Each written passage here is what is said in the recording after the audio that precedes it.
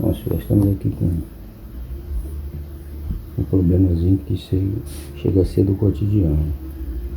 Esses flex aqui do notebook perderam aquela guiazinha azul, que é feita de um plástico duro para manuseio, né? Manuseio e proteção do flex, e ao mesmo tempo melhorar o contato elétrico aqui, que ele pressiona o cabo contra os contatos.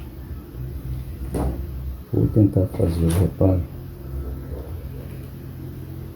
com filete de chapa de raio-x. Eu cortei aqui um filete da largura do cabinho e o dobro do tamanho que preciso, pois eu estou com dois cabos aqui precisando de reparo, esse e esse. Então, como eu pretendo fazer? Vou pingar aqui uma cola rápida nesse elemento, nunca no cabo, nesse elemento.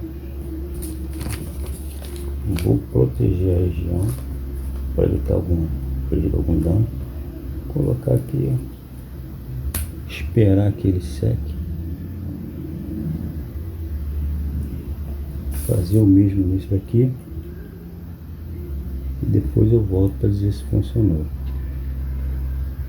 Então, amigos, estamos aqui, ó, com a nossa criança funcionando perfeitamente.